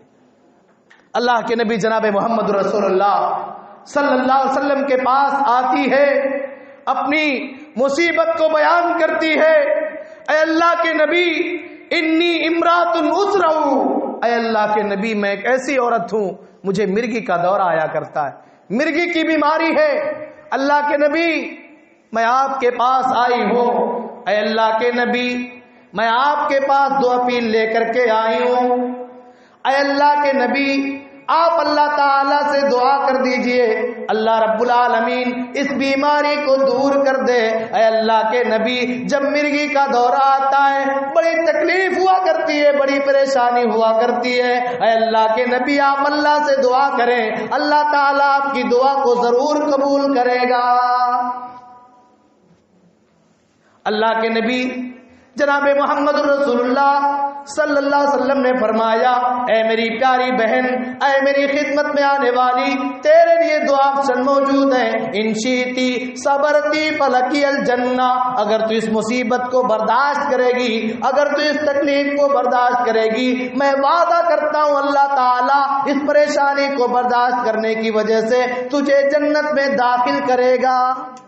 وَإِن شِئْتِ دَعَوْتُ لَكِ، اور اگر تم چاہتی ہو تو میں تمہارے لیے اللہ تعالیٰ سے دعا کر دوں، اللہ تبارک و تعالیٰ تمہاری اس پریشانی کو دور کر دے گا۔ غور کرنا میری بہنوں، کالی کلوٹی عورت ہے، مرگی جیسی بیماری آتی ہے، کہتی ہے اللہ کے نبی، اے اللہ کے نبی، اگر اس بیماری پر صبر کرنے کی وجہ سے، اگر اس بیماری کو برداشت کرنے کی وجہ سے مجھے جنت مل جا رہی ہے، اے اللہ کے نبی، میں اس بیماری پر صبر کرنے کے لیے تیار ہوں، میں اس بیماری پر صبر کرنے کے لیے اور اس بیماری کو برداشت کرنے کے لیے میں تیار ہوں۔ لیکن اے اللہ کے نبی، ایک اپیل ہے، آپ سے ایک درخواست ہے، آپ اللہ تعالیٰ سے دعا کریں۔ اے اللہ کے نبی، جب یہ بیماری آتی ہے میرا سطر کھل جایا کرتا ہے، کپڑا میرے سطر سے، میرے شرمگاہ سے ہٹ جایا کرتا ہے۔ اے اللہ کے نبی، آپ اللہ سے دعا کر دیجئے، جب یہ بیماری آئے تو میرا سطر نہ کھلنے پائے، دعا کر دیجئے سطر نہ کھلنے پائے، میری شرمگاہ کی حفاظت ہو جائے۔ غور کرنا، اللہ کے نبی جناب محمد رسول اللہ نے اللہ سے دعا کیا، اللہ تعالیٰ یہ تیری نیک خاتون ہے، تیری نیک بندی جو مرگی کی بیماری کو برداشت تو کر لے گی، لیکن اس کی غیرت کا عالم یہ ہے، یہ اللہ تعالیٰ تجھ سے دعا مانگ رہی ہے اور مجھ سے دعا منگوا رہی ہے۔ اے اللہ، جب بھی اسے مرگی کا دورہ آئے، اے اللہ اس کی سطر نہ کھلنے پائے، اے اللہ اس کی شرمگاہ کی تو حفاظت کر لینا۔ میری بہنوں، غور کرو، کالی کلوٹی عورت ہے، شکل و صورت کے اعتبار سے اچھی نہیں ہے، مگر اپنے شرمگاہ کی حفاظت کی فکر ہے، اور آپ بازاروں کی زینت بنتی ہو، آپ مارکیٹ کی زینت بنتی ہو۔ ارے سنو، مسجد میں عورتوں کے آنے کی اجازت شریعت نے دیا ہے، آنا چاہیے دینی اور دعوتی پروگراموں میں، بلکہ اگر انتظامات ہوں تو جمعہ کے خطبوں کے لیے بھی انہیں اجازت ملنی چاہیے تاکہ دین کی باتیں سن لیں۔ مگر سمجھ لو، اگر آپ کو اللہ کی عبادت کے لیے مسجد میں آنا ہے تو آپ اپنی مرضی سے جیسے آپ چاہو آپ ویسے مسجد میں نہیں آ سکتی ہو۔ آپ کے ہاتھ میں ایسی چوڑیاں نہیں ہونی چاہیے جن چوڑیوں کے کھنکھناہٹ کی آواز اور ان چوڑیوں کے آپس میں ٹکرانے پر بہترین آواز نکلنی نہیں چاہیے۔ آپ کے پیر میں پازیب پائل ایسی نہیں ہونی چاہیے کہ آپ جب چلو تو چھمچھماہٹ کی آواز آئے۔ آپ کے بدن پر پرفیوم اور عطر نہیں ہونی چاہیے تاکہ لوگ دیکھ لیں اور مڑ کر کے دیکھنے پر مجبور ہو جائیں کہ کسی عورت کا گزر ہو رہا ہے۔ ذرا اندازہ لگاؤ، آپ خوشبو استعمال کر کے، میک اپ کر کے، سج سنور کر کے، پازیب پہن کر کے، چوڑیاں پہن کر کے، منقش لباس پہن کر کے، اپنے جسم کے اعضاء کو دکھاتے ہوئے جب رب کے دربار میں رب کی عبادت کے لیے، رب کی بندگی کے لیے، نماز کی ادائیگی کے لیے آپ مسجد میں نہیں آ سکتی ہو تو پھر بازار میں جانے کی اجازت کس شریعت نے دے دی؟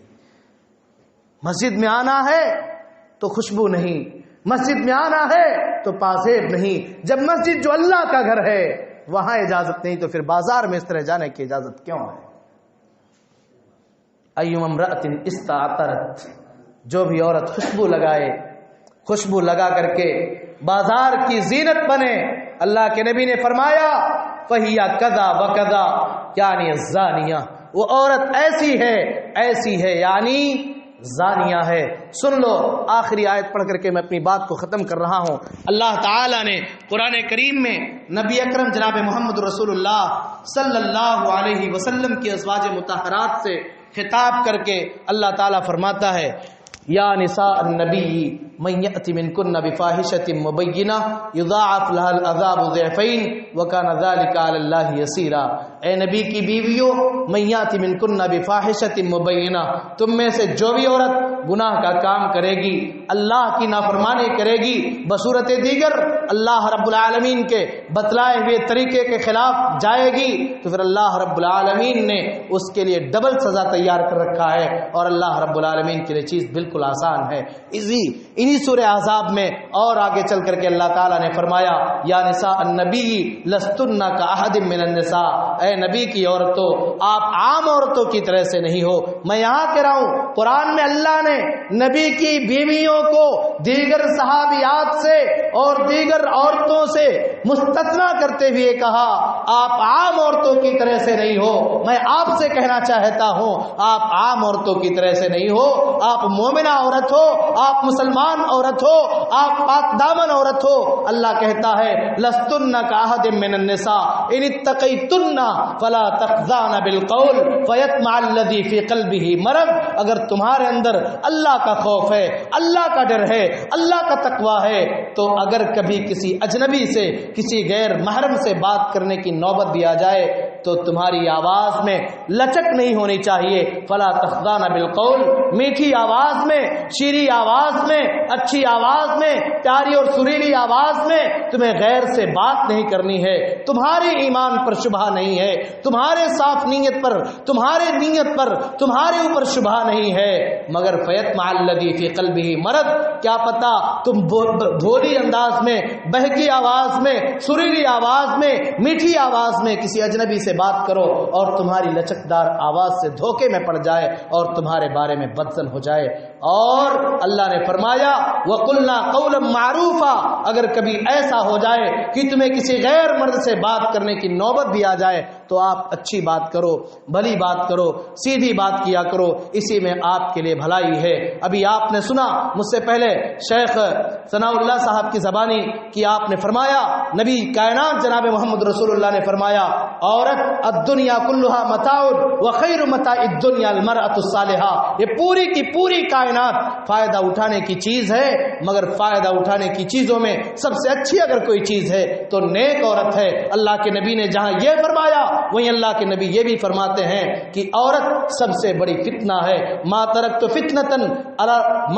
فتنة اضر علی الرجال من امتی من النساء، میں نے اپنی امت کے مردوں کے اوپر عورتوں سے بڑا کوئی فتنہ نہیں چھوڑا ہے۔ میری پیاری ماں بہنوں، عورتوں کا دو روپ ہے، ایک طرف عورت کائنات کی سب سے عظیم دولت ہے تو ایک طرف دنیا کا سب سے بڑا فتنہ ہے۔ فیصلہ آپ کے ہاتھ چھوڑ رہا ہوں، آپ کائنات کی سب سے عظیم دولت بننا چاہتی ہو یا آپ دنیا میں فتنہ بننا چاہتی ہو؟ امید یہی ہے، درخواست یہی ہے، اپیل یہی ہے کہ آپ کائنات کی سب سے عظیم دولت بن جاؤ، آپ کائنات کی سب سے فائدہ مند اور سب سے مفید دولت بن جاؤ۔ اسی میں انشاءاللہ دنیا اور آخرت کی بھلائی ہے۔ اللہ رب العالمین سے دعا ہے الہ العالمین ان تمام نوجوانوں کو جن لوگوں نے اس پروگرام کو رچایا اور بسایا ہے، خاص کر کے میرے دوست میرے ساتھی شیخ محمد احمد فیضی جن کے توسط سے یہاں میری حاضری ہوئی، اللہ رب العالمین ان تمام احباب کو، تمام شرکائے پروگرام کو، تمام خواتین کو رب العالمین اجر عظیم سے نوازے۔ الہ العالمین ہم سب کی حاضری کو تو قبول فرما لے۔ مولا کریم جس طریقے سے ہم آج تیرے دین کی بات کو سننے کے لیے یہاں اکٹھا ہوئے ہیں، پروردگار عالم کل قیامت کے دن ہم سب کو تو ایسے ہی اپنے عرش کا سایہ دیتے ہوئے الہ العالمین ہم سب کو تو جنت الفردوس میں داخل فرما دینا، آمین۔ الہ العالمین ہماری خطاؤں کو تو معاف کر دینا، ہماری غلطیوں کو بخش دینا۔ الہ العالمین ہم سب کو تو توحید پر قائم و دائم رکھنا، اور جب ہمارا خاتمہ ہو توحید پر ہو، ایمان پر ہو، الہ العالمین جب تک ہمیں دنیا کے اندر زندہ رکھنا اپنا بنا کر کے رکھنا، اور جب ہمارا خاتمہ ہو جب ہمیں اٹھائے تو اپنا بنا کر کے اٹھائے، آمین تقبل رب العالمین۔ بھائیو، ہم سب کے بیچ میں آپ کے پڑوسی ضلع مہاراج گنج سے تعلق رکھنے والے عبدالسلام صاحب موجود ہیں، جن کا یہ چینل ہے قرآن کا پیغام۔ قرآن کا پیغام نام سے چینل ہے، اس پر ہماری بھی تقریریں بہت ساری اپلوڈ ہیں اور آتی رہتی ہیں، انشاءاللہ مستقبل میں بھی آتی رہیں گی۔ آپ حضرات سے درخواست ہے آپ سپورٹ کریں، چینل کو سبسکرائب کریں، بقیہ جو لوازمات ہیں آپ کرتے رہیں۔ اللہ رب العالمین ہم سب کی نیکیوں کو قبول فرمائے۔ محترم بھائیوں، ایک اعلان آپ سماعت فرما لیں۔ مسلم یوتھ فاؤنڈیشن نے قبرستان کی باؤنڈری کا ارادہ کیا ہے، شاید یہ فاؤنڈیشن آپ کے یہاں ہے، آپ اس سے متعارف ہوں۔ مسلم یوتھ فاؤنڈیشن نے قبرستان کی باؤنڈری کا ارادہ کیا ہے اور چندے کے اعلان کا خواہش مند ہے۔ میرے بھائیوں، نیکیوں کے کام میں ہمیں اور آپ کو ایک دوسرے سے آگے نکلنا چاہیے۔ اللہ تعالیٰ نے قرآن میں فرمایا ہے وَسَارِعُوا إِلَىٰ مَغْفِرَةٍ مِّن رَّبِّكُمْ وَجَنَّةٍ أَرْضُهَا السَّمَاوَاتُ وَالْأَرْضُ أُعِدَّتْ لِلْمُتَّقِينَ، میرے بندو جنت کو پانے کے لیے اور اللہ رب العالمین کی